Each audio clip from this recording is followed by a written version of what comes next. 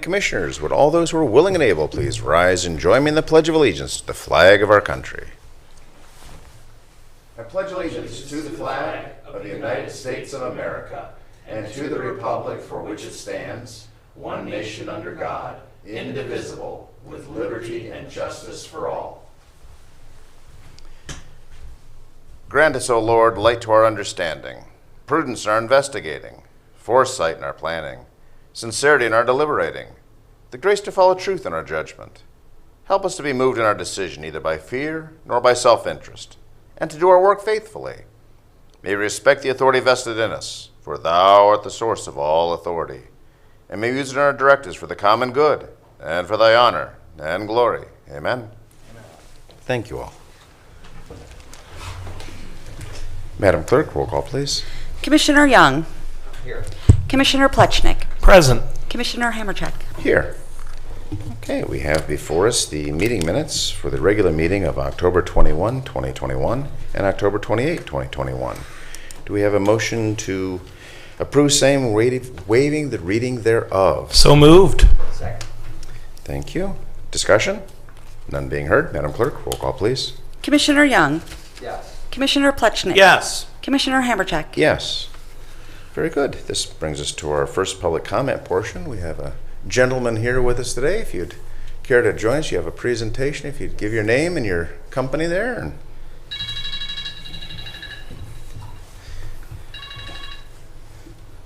Barack Obama.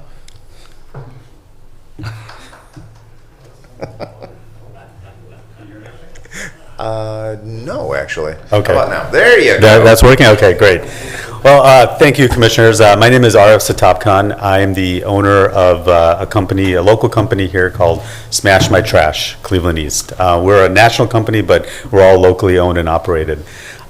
Faith Andrews was the one who connected me here today, and so I want to give a big shout out to Faith. She was fantastic. I'm in a networking group with her, and she's been really working behind the scenes to get me up here and make a presentation. And really, this is just more of an informational session about what we do. It's a very new service. It's new when I found it, and I bought into it last year.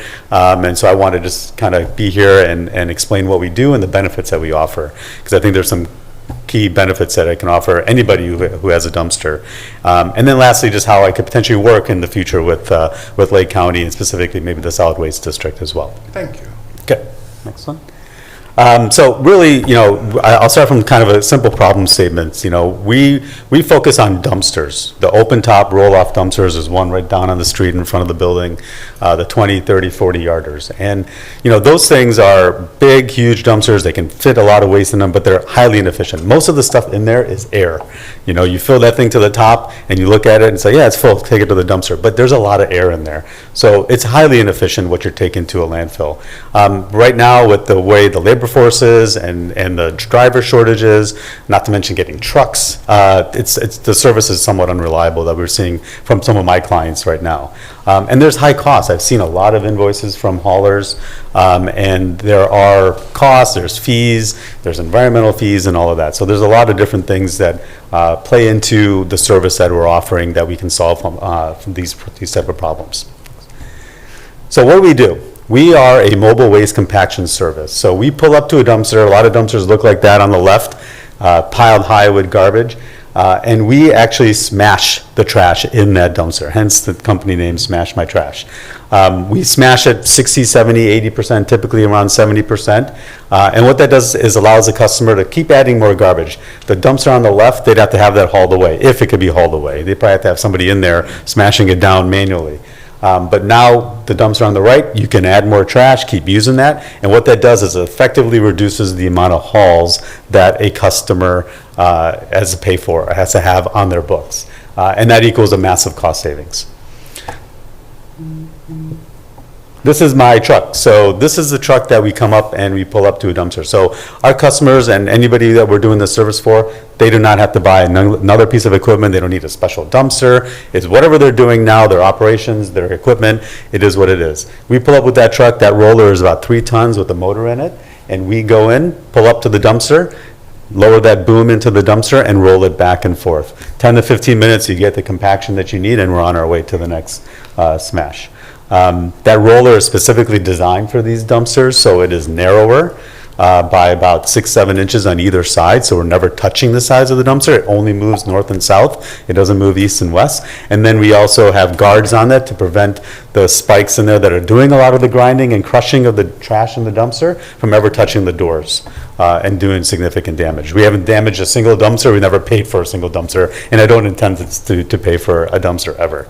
But that's the truck, and it's a great piece of equipment made in Germany. The roller's made in Germany, the truck is in Canada, and it's put together in Indianapolis at our corporate headquarters. Okay. I had some videos. Unfortunately, I don't think they'll play, but you would see in this video that roller just going back and forth. And in that video on the left, we I think got about 1,000 oil can or 55-gallon drums in that really large dumpster. It just flattens anything. And really, there's no limitations on what we can smash. The only limitations we have are on things that are inherently already flat, like roofing tiles, or things that could make the dumpster too heavy. We can crush granite, brick, concrete blocks. We turn that to gravel, in fact. But if you do it too often, the dumpster gets too heavy, and we don't want to create another problem. We don't want to solve a problem and create another problem. Next one. These are just some pictures. These are actual customers of ours where we went. The dumpsters looked like that before, and about 10 to 15 minutes later, they look like that afterwards. We have the ability to also move things away, so that the pictures on the right, that was actually at a residential complex, and what we're able to do is move away all the garbage from the door so that the maintenance staff, when they have move-outs or clean-outs or remodeling, they can open the door and dump things in versus hoisting a large couch or a refrigerator up and over into the dumpster. So we have a lot of ability to really solve and make life easier for the maintenance staff and so forth. Next one. So ultimately what we can do is, with our service, we reduce hauls by at least 50%. So if a customer's hauling 4 or 5 times a month, we can make that 2 easily with our service. By having less hauls, you're not waiting around, you're not interrupting operations, you're not waiting for somebody to come and pick up that dumpster and drop off a new one. And ultimately, you're saving money. That's the bottom line. We go after that haul fee, and we're saving our customers that money on that haul fee. There is one great benefit also outside of the monetary and the operational, is from the environmental standpoint. By taking 50% of the dumpsters off the road and going round tripping to the landfill, we are actually reducing a company's and a society's carbon footprint. We actually just created a white paper with a consulting firm down in Dallas to calculate what our carbon emission reductions have been. And so I can always share that as well. We're creating a calculator so we can be very specific with a customer and their situation and how we're actually lowering the emissions of that client because of them using our service by reducing those hauls. So it's a really great benefit. It's not a lot of things out there, and I wasn't a believer either, but saving money and at the same time you're reducing your carbon footprint just by taking the value that's the air in the dumpster and getting rid of it and making that dumpster full and more efficient when it's being taken to the landfill. So that's probably the number one reason I bought into this. I left corporate America and I saw this benefit, and I'm really a big advocate of preserving our country and our earth and our environment, and so I love this ability to do this just as a byproduct of what our service is. Next question. So you can just speed through the next 3. So, just simply our process, we come out and do demos all the time. You have to see it to really believe it. Free demos, see how it works. Typically after that, we'll do a trial to really learn how often we need to be there, how much we need to smash, what the level of compaction we get, so that we can then present a proposal and go from there. But very simple process. We're trying to make this as easy as possible for anybody who signs up for our service. And that's the next slide. Yep, I think that's the last one. So yeah, that's just really what I wanted to present and make the Commissioner Board aware of. It's a great service. I'd love to figure out some of the key questions I have is, how best to work with the county. I'd love to interact with the superintendent for the solid waste division as well to understand how this service could benefit. You know, if you're just getting compressed trash to the landfill, does that make an impact in terms of the longevity of the landfill? I know I read the report where you guys, the angle of the landfill changed and extended the life by several decades, I think. You know, does this help in that endeavor? Does it reduce the operational costs of operating that landfill? You don't have to have a bulldozer going back and forth if the trash is coming in already largely compressed. So I'd love to just kind of leave it as an open-ended there, but I wanted to make that presentation and answer any questions that you may have. So what's the cost? So the cost is, it depends. I hate to say that, but typically you're around $90 to $100 a smash. But it depends also on the frequency. If we're coming in every day or if there's multiple dumpsters on site, we get a scale of efficiency that benefits our clients. So if we're smashing 2 or 3 dumpsters, cost is much lower.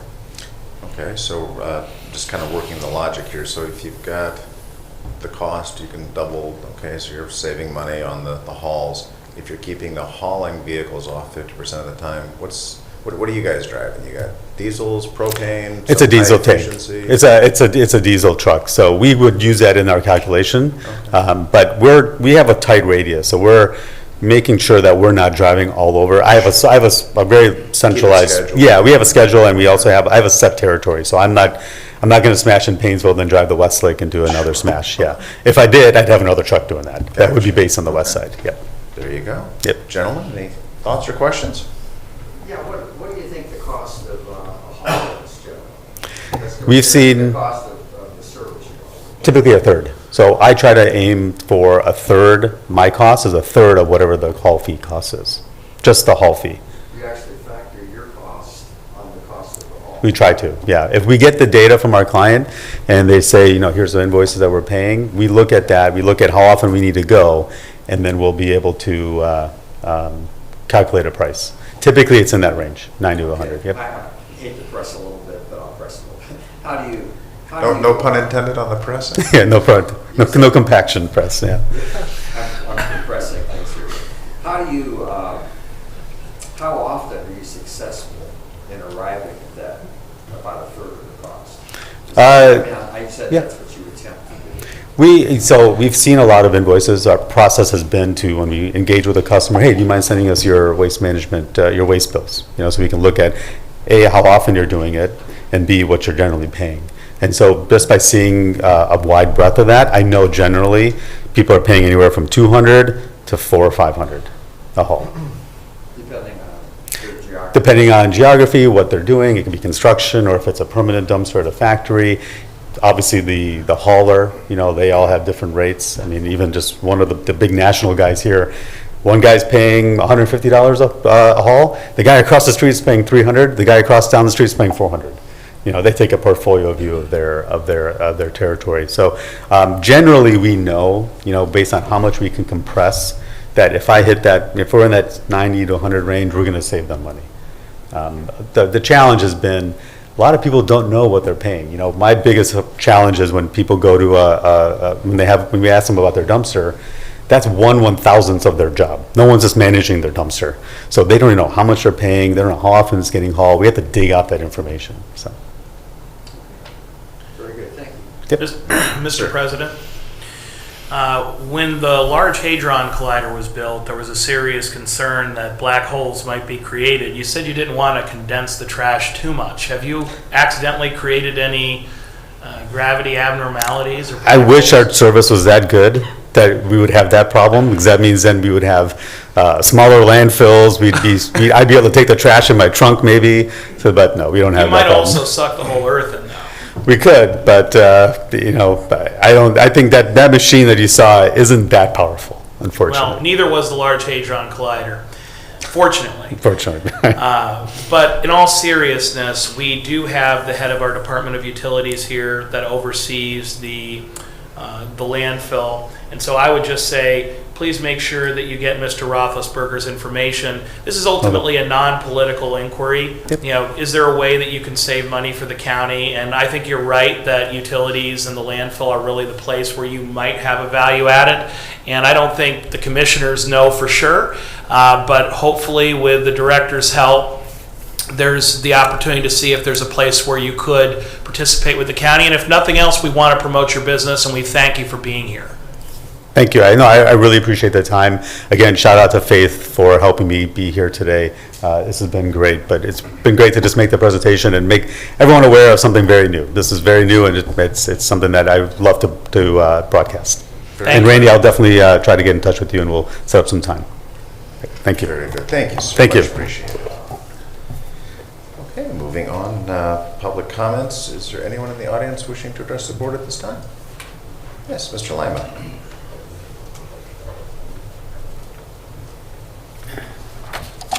Good morning, Commissioners.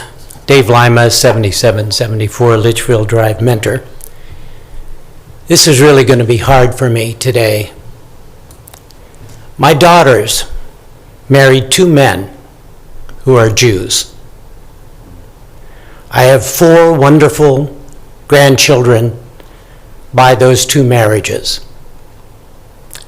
When I viewed this picture, the picture of 2 Nazi soldiers holding a child with a pistol pointed at the head, I had a visceral reaction that I saw any one of my grandchildren in that position.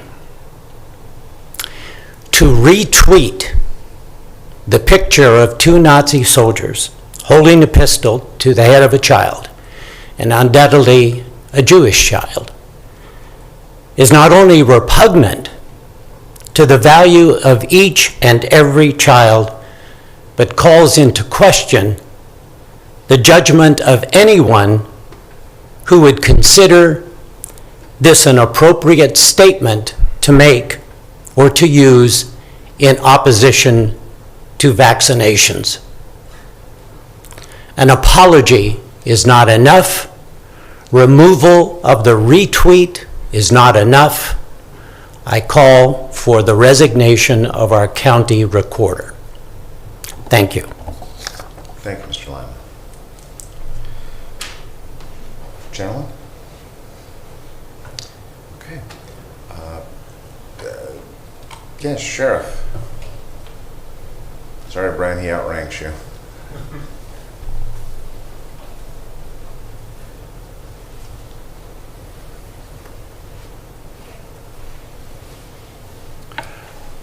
I just wanted to pass on this morning, I was told yesterday that former Sheriff Patrick Walsh passed away. Oh.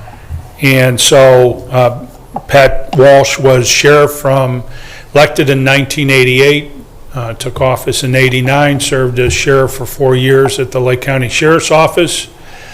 During that time, we made the transition from the old jail facility that dated back to the 1800s, was remodeled a number of times and moved into the current building in January 1990.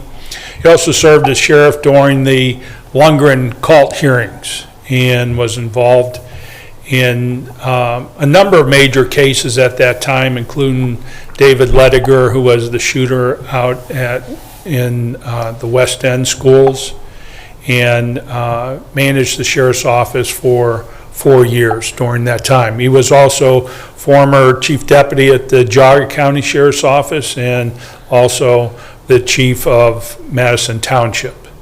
And so he passed away. I don't have any other details, but I just wanted to pass on about his passing. Very good. Thank you, sir.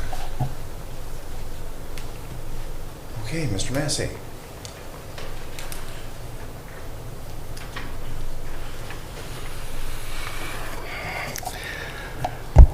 I thought I had just one thing to speak about at the first session, but after hearing Mr. Lima, I now have 2 things to talk about. I have to say that I disagree with Mr. Lima's statement, and I'm here to say that I stand with Becky Lynch. I did reach out to several of my Jewish friends and asked about the tweet, and asked basically what are we missing, because I think it was taken out of context, and Becky Lynch, a fine, upstanding public servant individual, would not do anything, I mean anything, that would be detrimental to any child or any faith. So I just repeat, I stand with Becky Lynch. The second item, I wanted to relate to the commissioners, my experience being a poll worker on November 2nd, and to make sure that the citizens of Lake County hear what I have to say. And that is, I had the privilege of being a poll worker at the Auburn Career Center precinct. A young lady by the name of Jane Brennan was the voter location manager, and I give kudos to Jane for doing an absolutely superb job. She was thrown into it when the old voter location manager, unexpectedly could not show up. I was able to work all the machines and met a lot of friendly people working at the polls, and also many of the generally, I would say almost 100% of the people were just so happy to be there and voting.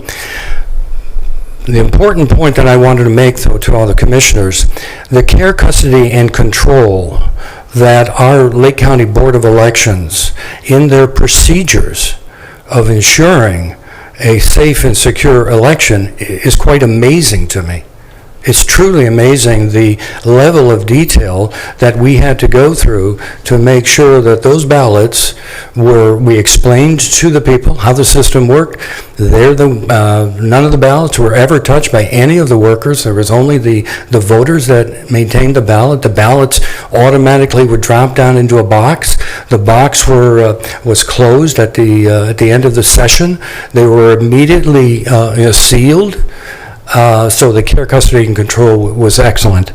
And I want to thank, so again, kudos to Jane, kudos to Ross, and the entire staff of the Board of Elections. And I think all the people, we only had 25% of the registered voters vote, and that is disheartening to me, but hopefully we can get more people to realize that what has happened over the years to give them the right to vote. So I just wanted to mention that to the commissioners. Thank you very much. Thank you, Mr. Mason. Okay, anyone else? Mr. Music.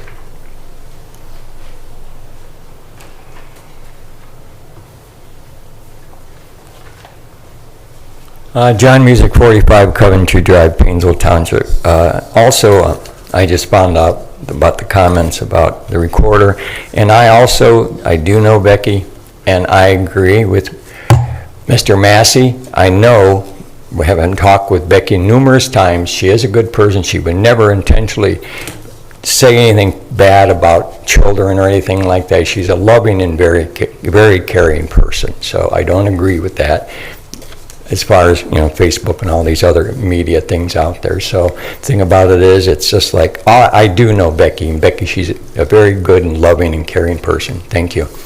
My other thing I wanted to bring up is about that $3.8 or $3.5 billion of the overpayment and the fraud down in Columbus in regards to unemployment and overpayment and so forth.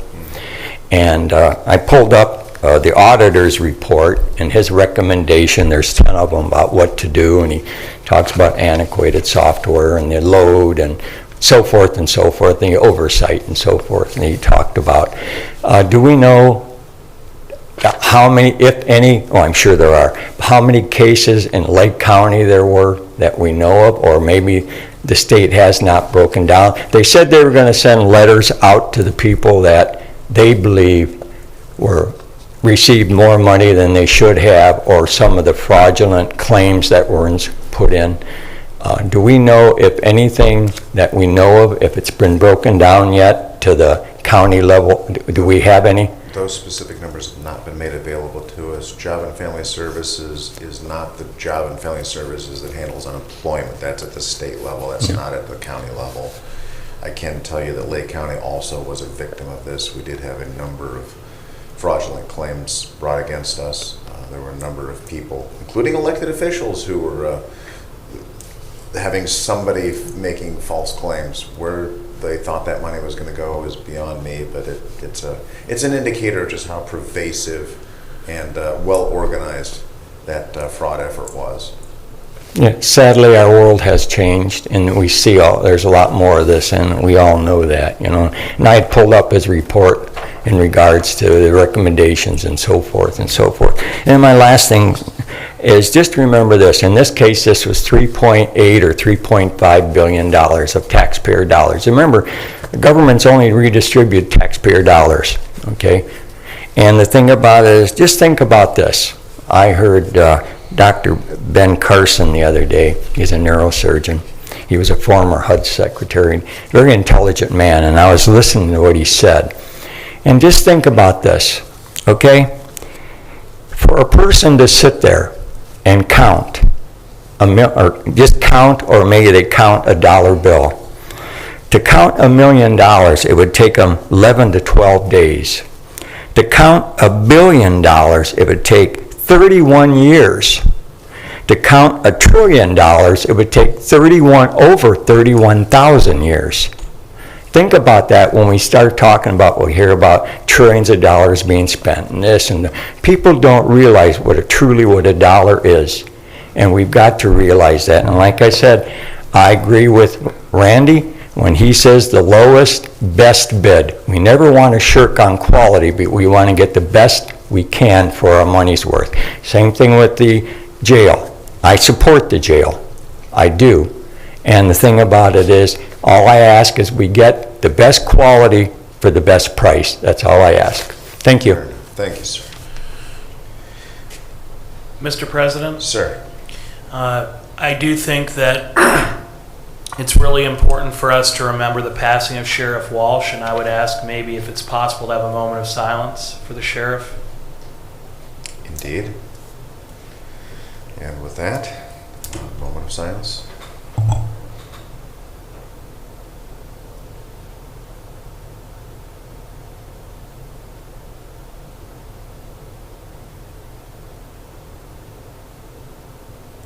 Very good, thank you. Anyone else wishing to address the board on the first public comment portion? Seeing no additional takers. Madam Clerk, first resolution item, item number 1. In the Engineer's Office, resolution authorizing change order number 1 for the chip seal resurfacing 2021 project with Roniak Paving Incorporated, decreasing the amount by $22,206.12. LCE project number 2020-015. Move to approve. Second. Discussion. None being heard. Madam Clerk, roll call please. Commissioner Young. Yes. Commissioner Plechnik. Yes. Commissioner Hammercheck. Yes. In the Utilities Department, resolution transferring cash from Lake County Department of Utilities Water Operating Fund and Sewer Operating Fund transfers out to OWDA bond retirement transfers in. Move to approve. Second. Discussion. None being heard. Madam Clerk, roll call please. Commissioner Young. Yes. Commissioner Plechnik. Yes. Commissioner Hammercheck. Yes. Resolution transferring cash from Lake County Department of Utilities Sewer Operating Fund transfers out to General Obligation Retirement Funds transfers in. Move to approve. Second. Discussion.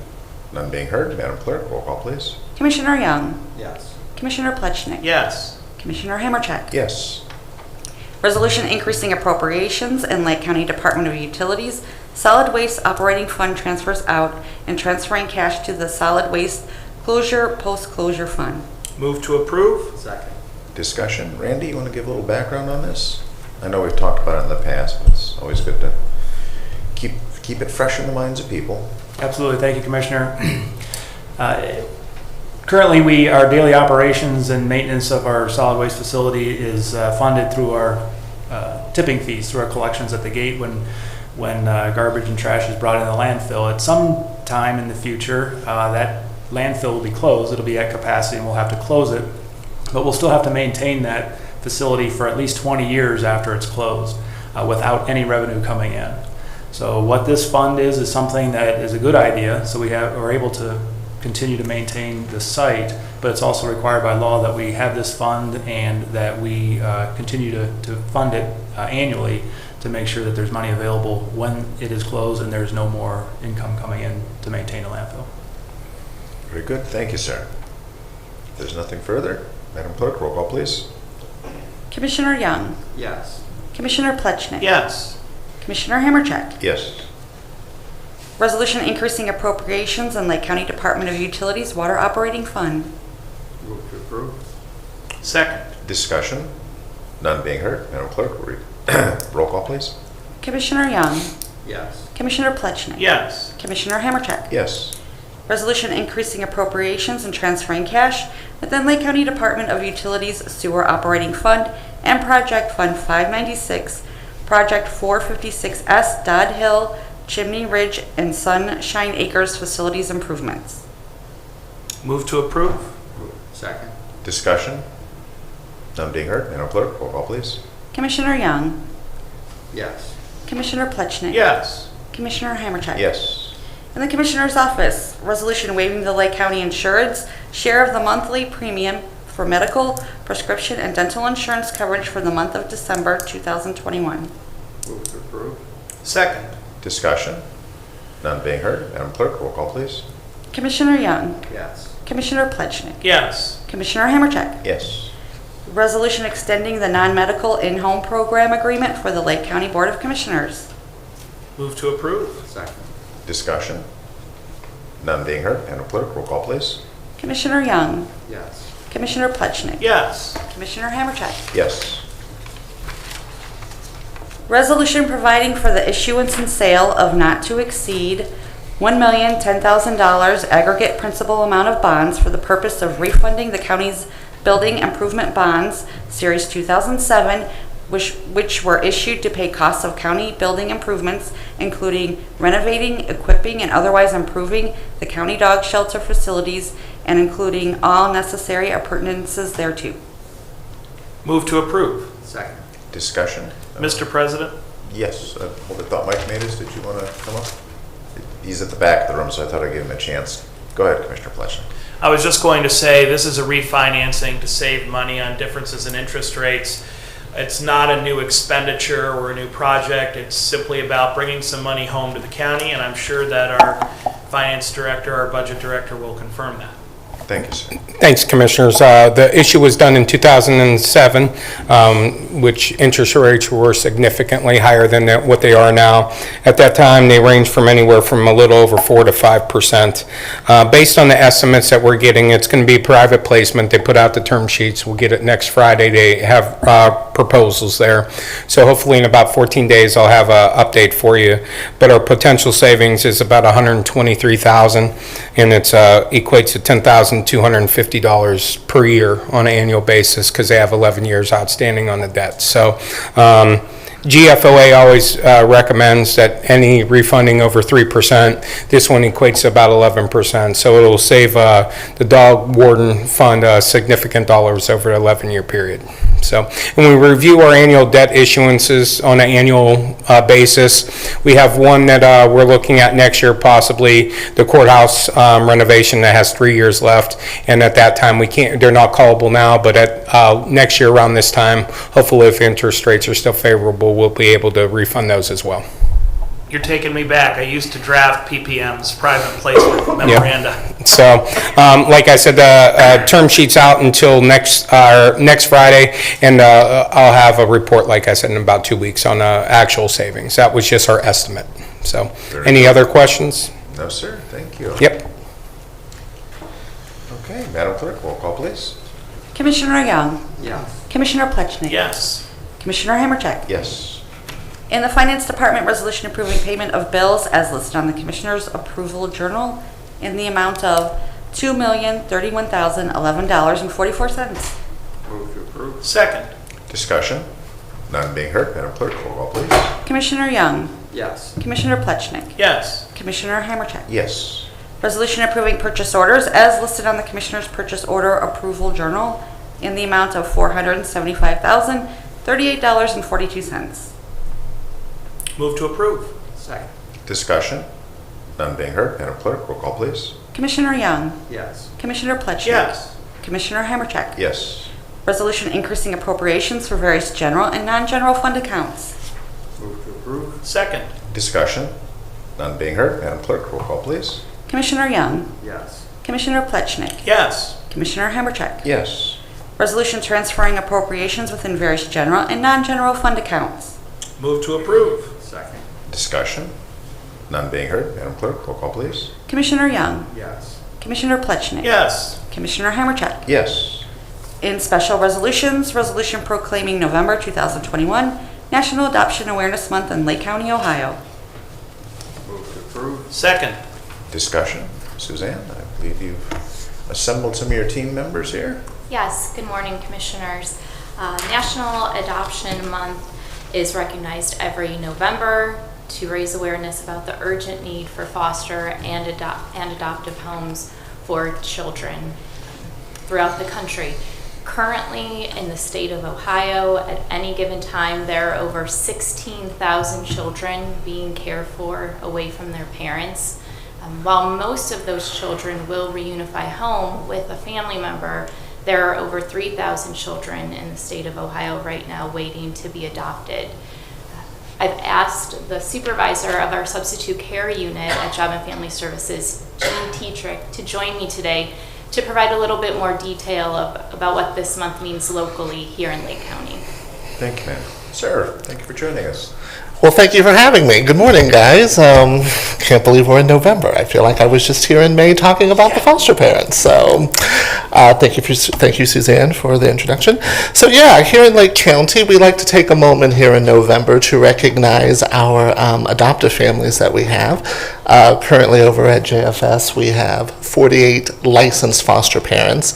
Of those foster parents, 46 of them are duly licensed as adoptive parents.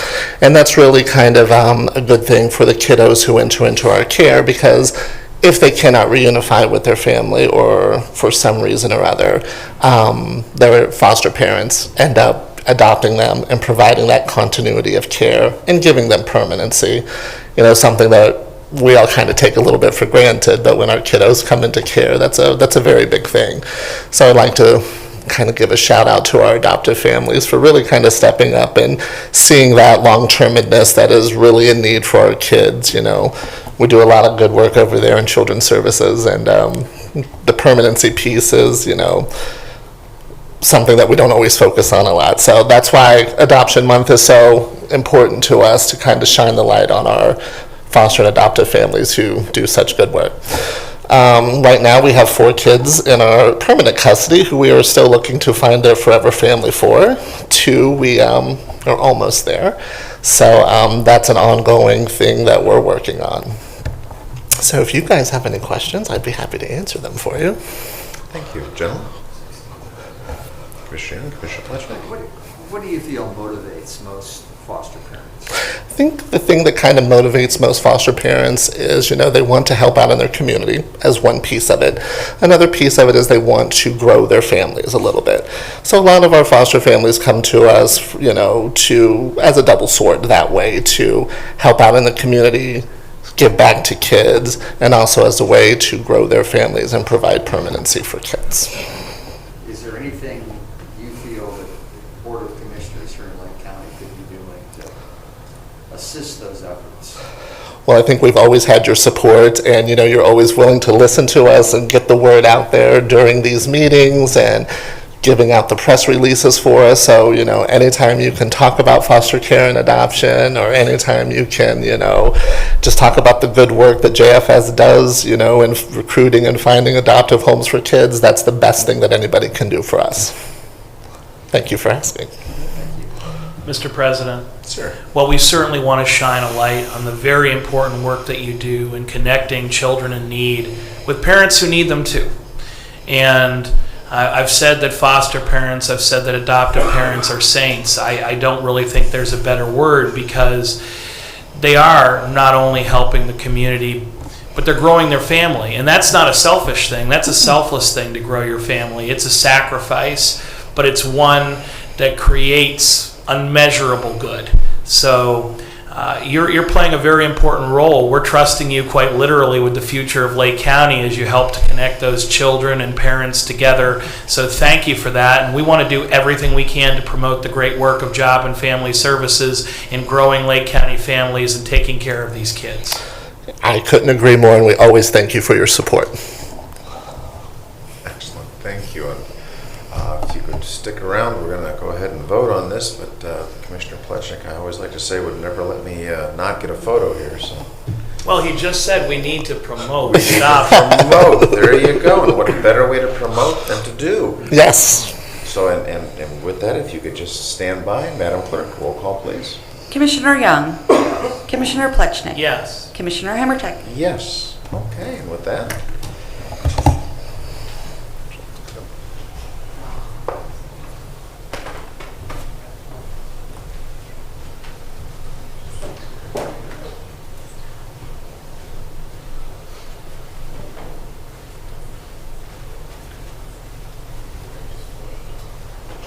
Thank you.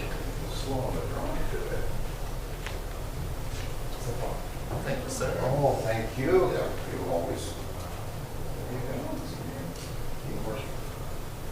Let's stand up straight here. Oh, thanks.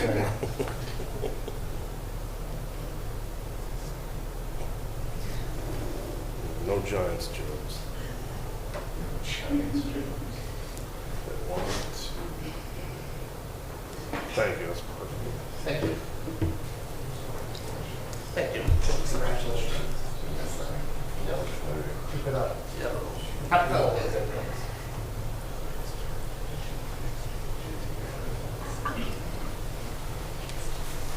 We're taking it out.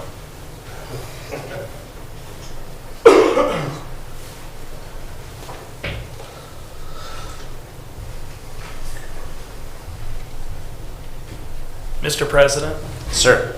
I will say every semester when I teach about the laws of adoption in Ohio, I always say to my students, we're going to have a conversation about where children come from, but don't worry, you don't need a permission slip for this one. But adoption is one of many ways that families are built, so thank you again. Indeed. Bless you. Okay, moving on to our departmental reports. Utilities, Randy. No report today, Commissioner, thank you. Very good. Thank you, sir. Job and Family Services, Suzanne.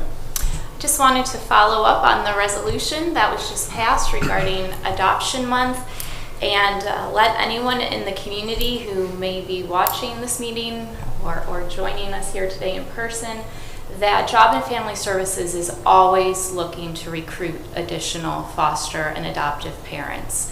So if you could spread the word, and if I may, I'd like to provide a phone number. Absolutely. Directly to our foster and adoption hotline so that if anyone has questions about the process, they could reach out to our department directly. That phone number is 440-350-4218. I'm Thank proud you. to say that our media table, I see a lot of scribbling going on here with that number, so thank you, gentlemen. Suzanne, thank you. Anything for Suzanne? Okay. Our county administrator continues to represent Lake County at the opioid litigation in federal court in Cleveland, so Jason Boyd is excused for this meeting. Madam Clerk. Yes, I wanted to mention that the next commissioners meeting is going to be Tuesday next week, November 9th, 10 a.m. So it will not be our usual Thursday meeting. It'll be on Tuesday. Very good. Thank you, madam. Okay, moving on to legal, sir. No reports, Commissioner. Thank you. Moving on to old business. Do we have any old business to come before the board? Mr. President? Sir. If I could just share, prior to the meeting, I spoke with Mr. Hackman, the county prosecutor's office, myself, and the Department of Utilities continue to work on a draft resolution for a senior discount for water and sewer bills in Lake County. We're hopeful that we may have something to present to the Board of Commissioners, not at the following meeting next week, but the week thereafter. So we're getting very close to having a formal proposal. Excellent. Look forward to seeing it. Thank you. What's that? I said, please make it very large. That would be our county engineer, Jim Gills, whose second career stand-up comic on the weekends. Oh, Jim. Any other old business? Moving on to new business. Do we have any new business, gentlemen? Just a quick observation. We did have our, as was pointed out earlier, this was the first election using our new voting machines. I believe from the reports I've been hearing, all went well in the field. Also was reported it was a relatively low turnout, which is a little bit unsettling, not entirely unexpected, but one of the phenomenon that seems to be starting to take over in society is people not trusting the elections. Gentlemen, I'll let you speak for yourselves, but I think we have exhaustively tried to demonstrate elections in Lake County are fair and proper. The new equipment, it is a hybrid, it is a ballot marking device. You actually do get a piece of paper that clearly shows how you intend to cast your ballot. It is placed in a tabulator. It's basically a counting machine that registers your vote and how it is to be cast. That paper ballot is maintained in a secure fashion, as was discussed here earlier. And for those people who have some mystical idea that somehow the vote count in Lake County, by the time it's transmitted down to Columbus to the Secretary of State, something changes, I'm pretty sure any of us in the general public, if Lake County says the votes were this and the state publishes something else, if those two numbers don't match, I'm pretty sure somebody's going to notice. So we really need to make an exhaustive effort to convince people that staying home and not voting, thinking that somehow you're making a statement that's going to be positive and affect change, it's misguided. I don't know what more to say, but it is frustrating and deeply concerning when I hear people saying that they are refusing to vote and that's their protest. And I realize you have the right to vote, you have the right to stay home, but if you're doing it because you think there's something flawed with our election system, that's not the reason to do it. So that's, again, my own personal position on this, gentlemen. I don't know if you want to weigh in on that, but I believe the integrity of our Lake County Board of Elections is exceptional, and I think that our position should be to support that. So I'll leave that up to you, gentlemen, if you want to add to that. Mr. President? Sir. First, voter fraud does happen. We've seen criminal cases, we've seen elections with changed results. Voter fraud does happen. So we have a serious responsibility in every county in Ohio and every state in the nation to be stewards of the election process, to be active and involved, to prevent voter fraud. And that's what Lake County's done. By adopting voter machines that are made in America, never and in no way attached to the internet, with a paper ballot, we give you the strongest possible confidence that there is a permanent record of your vote that you get to review before you put it in the lockbox that demonstrates your vote. So we have taken every precaution, and I'm excited by the great reports I've heard from so many people who've been voting location managers and poll workers that the new machines have worked well, that not only are they secure, but that they were easy to use, that our voters, that our residents were able to vote easily on election day and were encouraged by the new machines. Those are great reports to hear. And I want to extend a special thanks to the chairman of our Board of Elections, Dale Fellows, our director, Ross McDonald, and our deputy director, Dante Lewis, for their hard work in using these new machines for the first time. I think it was a very successful outing, and it demonstrates our commitment in Lake County to integrity in elections so that people do have the confidence that it's worth coming out to vote. So I thank everyone who participated, especially the voters, because you make such a big difference by having your voice heard. Very good. Thank you. Commissioner Young? Yeah, I would just say that if people are dissatisfied with our voting system, with society, the direction that we're heading, the best medium for them to make that change is still the voting booth. And if just what we've heard over and over again since childhood, if every citizen would get out there and vote after doing their due diligence, determining who the folks are that support their positions and their belief systems and their policies, and vote for those people, we would have a much better country. And not that this country is so bad. I think it's still the greatest country in the world. But obviously there is room for improvement. But that pathway to room for improvement is through the voting booth. So, thank you. Very good. Gentlemen, thank you. Okay, if there's no other new business, moving into our second public comment portion, Mr. Massey.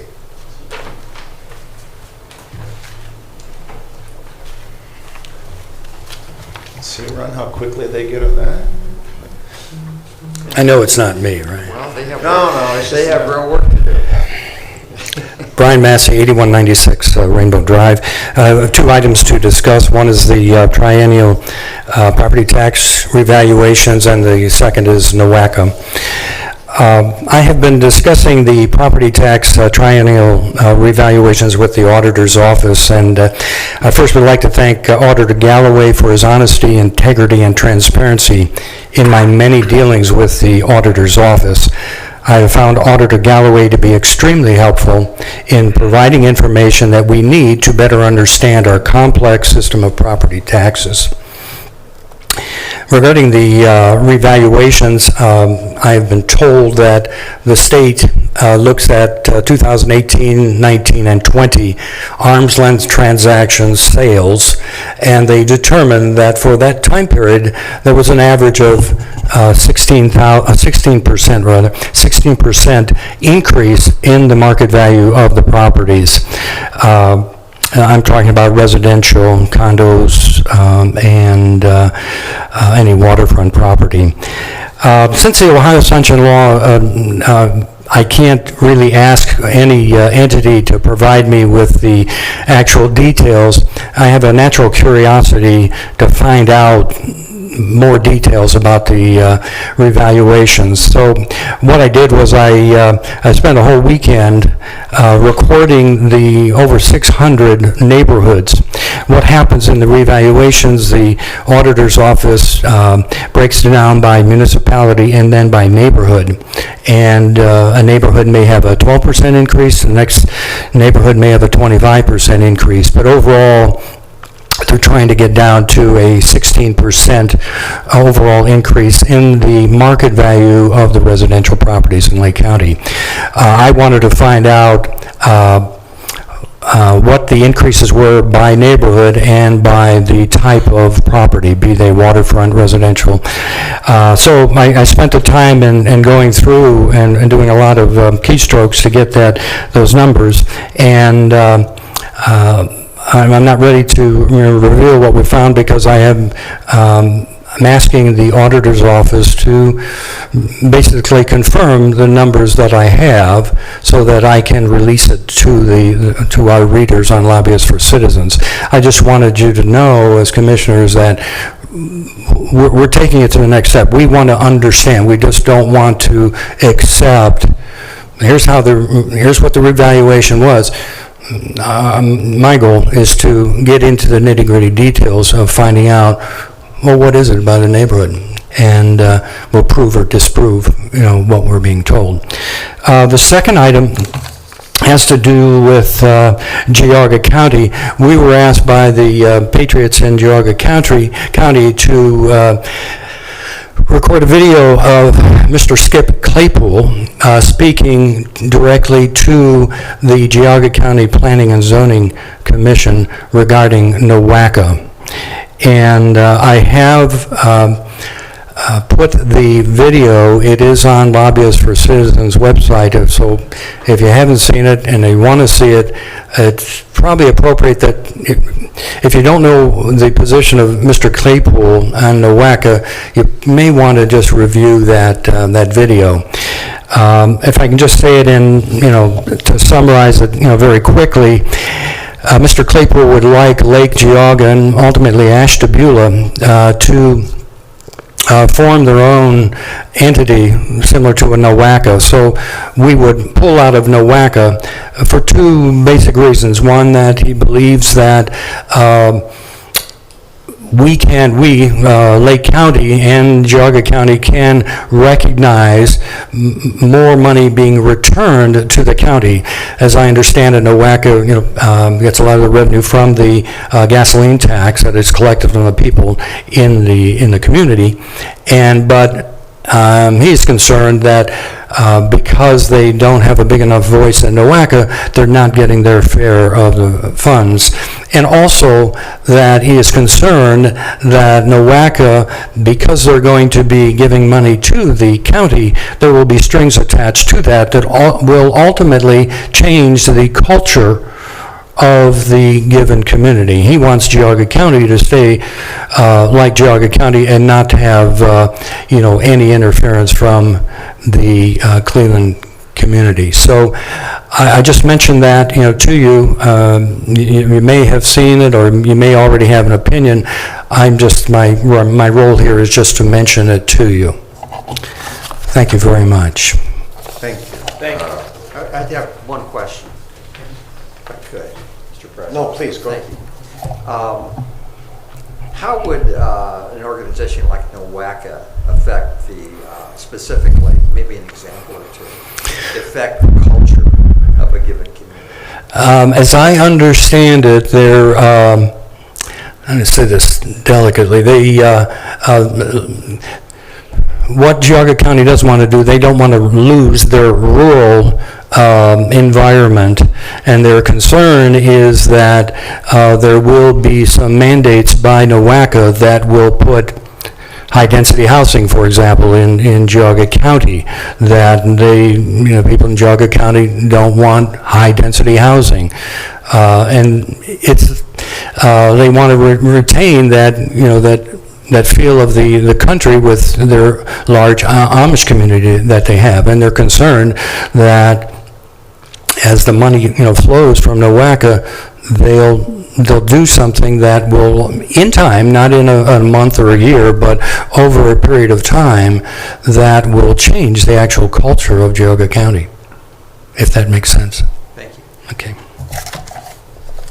If I could just comment, I did receive several phone calls on this issue. I've had people ask me out and about this.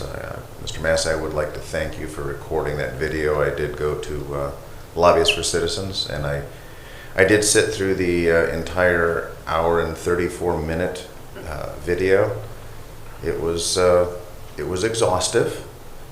I have been at presentations where former Commissioner Claypool, apparently now soon to be former Trustee Claypool, had given a similar presentation, and his story, and I'm just going to call it rhetoric at this point. I'm frustrated. I've been hearing this for years.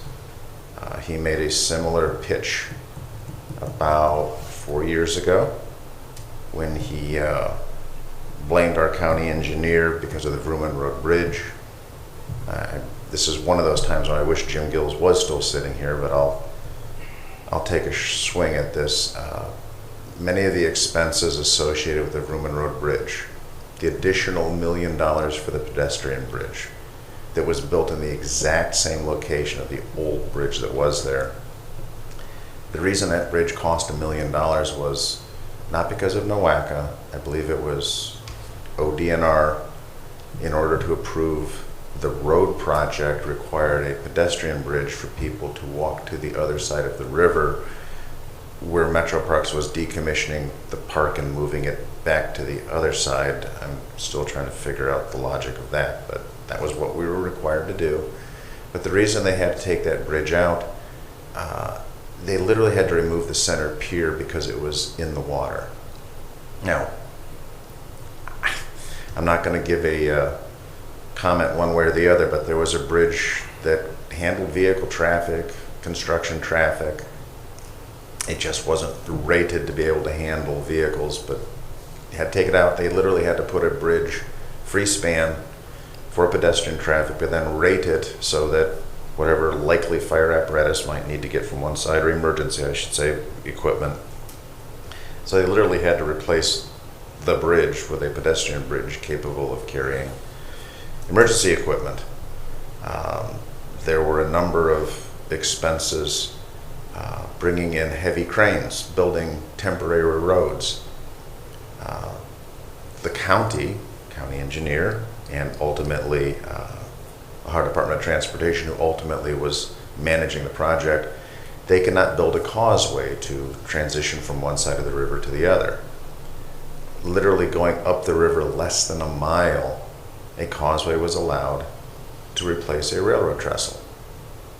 So there seems to be all these arbitrary things that our county engineer had to deal with that added incredible expense. The cranes that they had to bring in, the roads.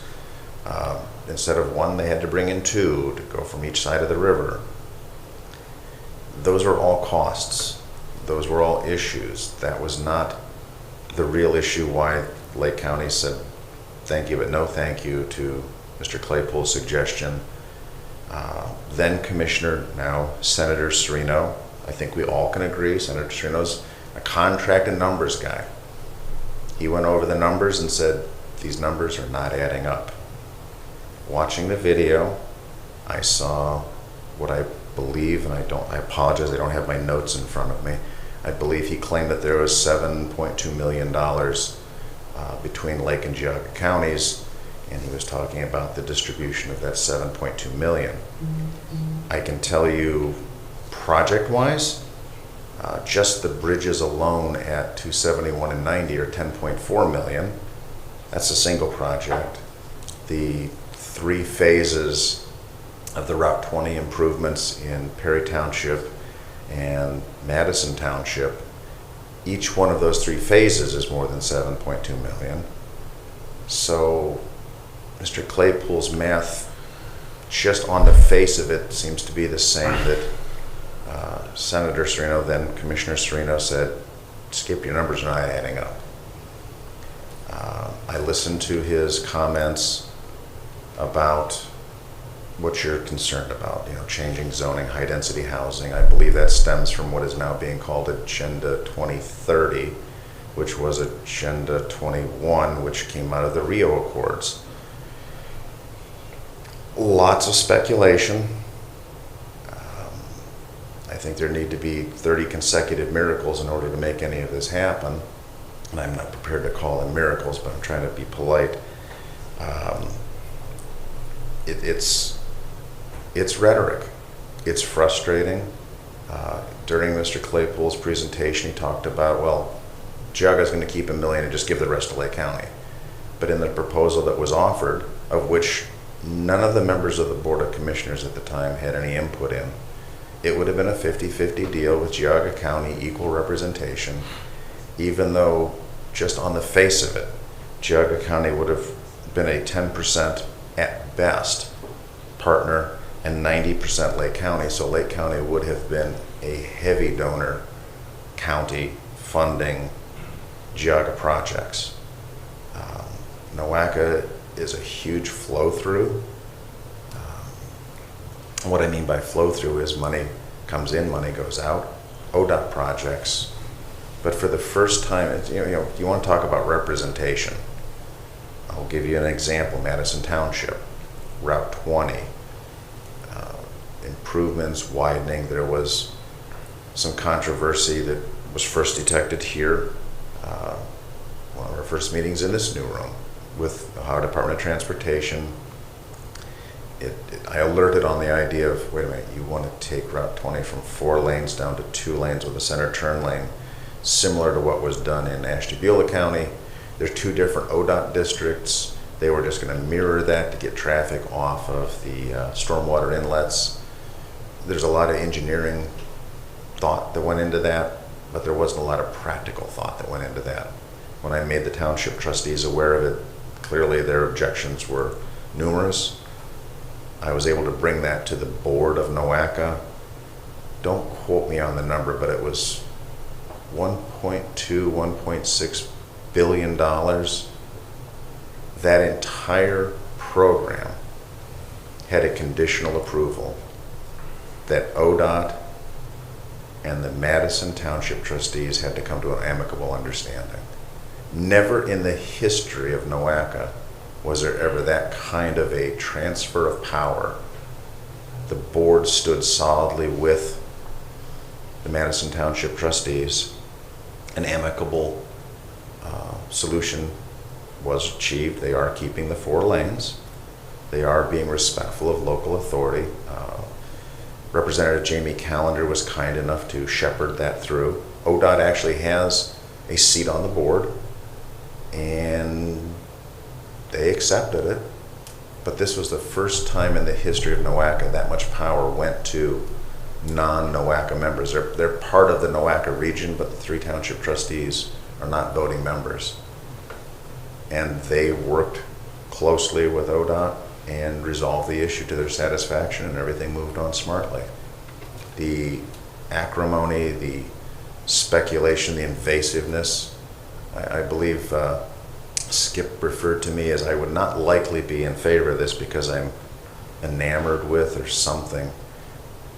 The numbers are not adding up. Skip is very good. He's a masterful presenter. But show us the numbers. I know Commissioner Serino, now Senator Serino, looked at the numbers that they don't add up. Again, just in these few examples, there's more. I can account for more than $7.2 million. So for that and many other reasons, I'm not inclined to entertain. Obviously, if somebody wants to give us hard facts, we'll take a good hard look at it and give it due consideration. But until somebody actually gives us something, I'm at a loss. And I'm not inclined to be giving away over half of Lake County's funds to subsidize Geauga County. So I just want to get that on the record. Now, I respect Geauga County. We've worked with Geauga County. We've gotten them many projects, even though some people don't want to credit that those projects came into existence because of that. Potholes don't have party affiliations. So the notion that somebody's a conservative, somebody's a liberal, potholes don't care. It's a defect in the road that needs to be addressed. Traffic, air quality, water quality. Many of the projects that NOACA is involved with, it's kind of like that TV show Dirty Jobs, somebody's got to do it. That's kind of where NOACA lands. Somebody's got to do it. And in that same presentation, what's really striking, is Geauga County their Board of Commissioners issuing a statement and demand that they do not want to participate in a program or any programs. They want nothing to do with it. Yet they complain when they don't get something back. How can you say it's kind of like going back to that voting thing I was talking about earlier. If you're not at the table, you're on the menu. It really comes down to that simple. So I could go on, and I'm sure there's plenty of people saying, wrap it up, hammer check, stop. But with that, gentlemen, is there anything you want to add to this? Do you have a desire to give away half of Lake County's funds here? I'll start with some leading questions. If some other people can do it, I can too. So I'm assuming there's no appetite unless there's some hard numbers given to us where it's a direct benefit. Mr. President. Sir. Number one, I think there's a lot of assumed knowledge here. I remember when I first moved to Lake County, I thought that NOACA and the Nowacki Foundation were the same thing. So when you say NOACA, I think that the average resident of Lake and Geauga counties has no idea that NOACA is the Northeast Ohio area-wide coordinating agency, which has been named the regional transit pass-through for federal government transportation dollars, and that counties are able to join together to form these regional transit authorities that once again are essentially pass-throughs. They don't determine how much money is in the federal budget for roads. They simply are the pass-through that accepts the federal dollars and then puts them into the individual counties that are members. And there are many quote-unquote NOACAs throughout Ohio. I believe there's a different one for Akron, Ashtabula is and still another one. So each county in Ohio is a member of a regional transit authority that is passing through federal transportation dollars. And NOACA also has been designated by the governor as the water quality agency for this area as well. And so it's not some special interest group or organization. There are these pass-throughs that exist all throughout the country that are accepting the federal dollars and then passing them through to the communities that are members. And ultimately, Lake County is going to be a member of one of these. The question is which one. And my understanding is Mr. Claypool believes that we would get a larger share or more dollars if Lake County were to secede from this regional transit funding authority and create a new one with Geauga County and possibly some other counties, because he's concerned that Cuyahoga County is bigger than Geauga, and so it has more representation. To that point, Nowaka has 45 board members, which is based on the relative size of the counties and communities that are members of that particular transit authority. Lake County has 5 of those members. Per the Nowaka charter, the 3 county commissioners are automatically board members, so Mr. Hammercheck, Mr. Young, and I are all board members. Our county engineer is the 4th member, Jim Gills, and the 5th member is the CEO of Lake Tran, which happens to be Ben Capel at this point in time. So the 5 of us represent Lake County at Nowaka, and it's essentially our job to posit the different transit projects that are happening in Lake County and argue that they are the projects that should be funded. To this point, as our president has said, Lake County has received enormous amounts of funding, arguably more than our population would merit. Oh, did I say that out loud? So to this point, we've actually done very well in terms of bringing the money back and getting Lake County's share. And I am absolutely open to Mr. Claypool or anyone else who can present me a proposal where we would achieve still more money. You know, if you can show me how we can get more funding for projects in Lake County, I'm open to hearing it, but I would need to see dollars and cents to the penny just to say we would save money or we would make more money for Lake County if we did X, Y, or Z is a lovely sentiment. I would need to see direct proof and numbers before we would make a major change along those lines.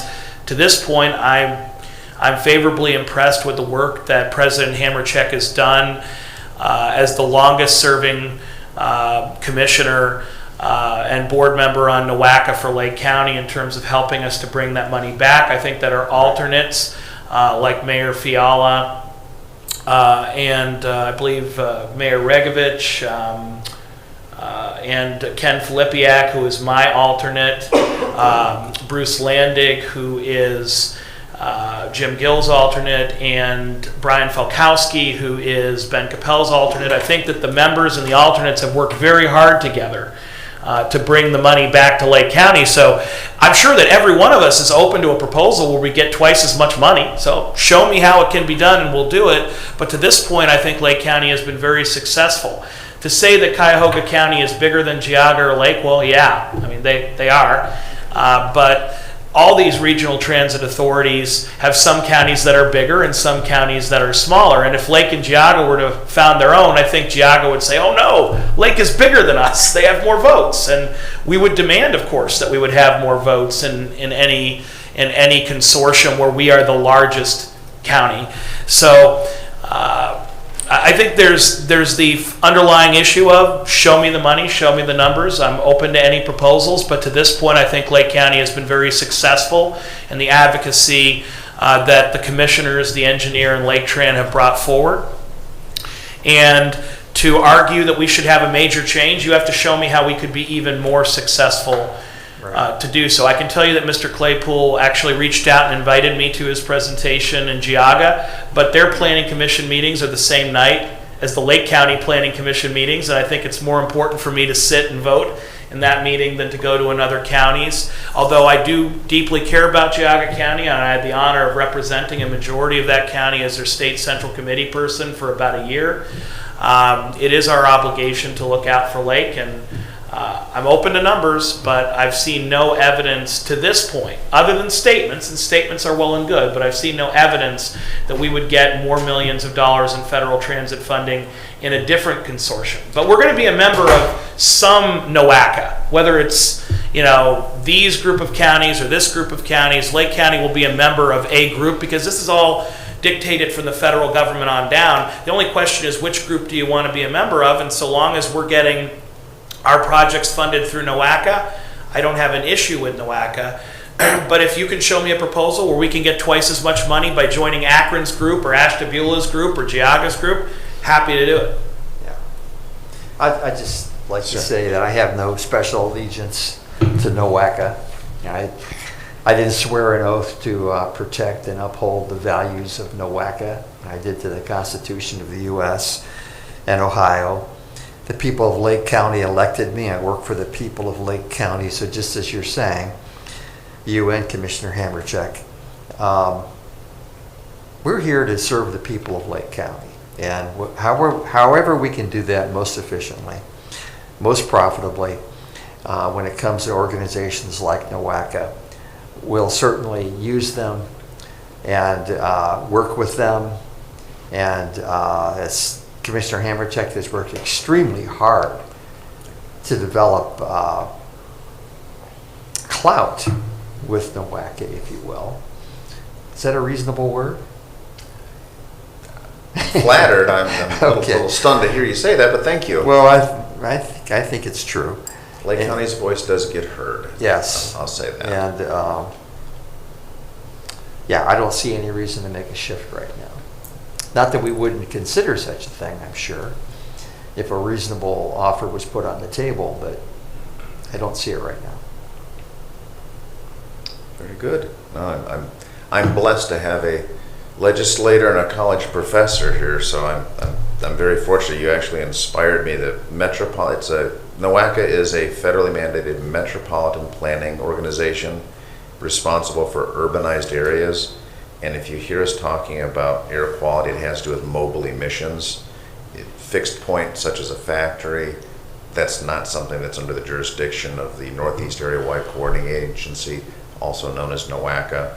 Suddenly I realized I was using terms of art and a lot of jargon here in my explanation, but that kind of just tightens that up. So if there's nothing further on that. I just say, could we secede from e-check?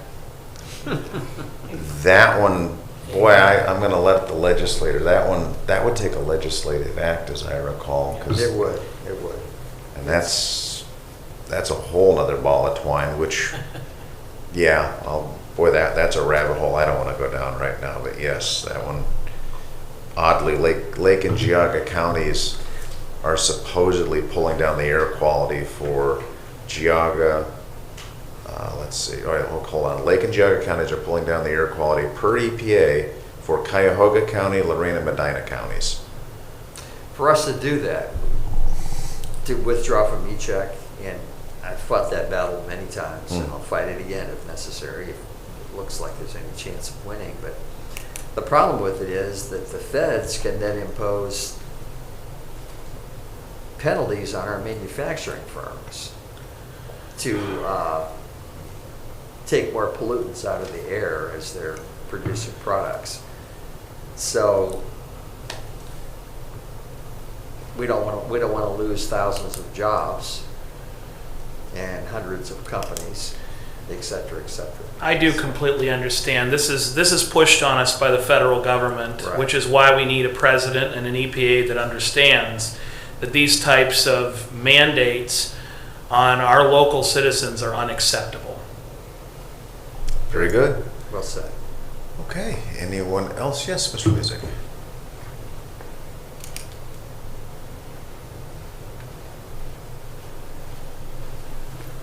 John Music, 45 Coventry Drive, Painesville Township. I'll make this quick.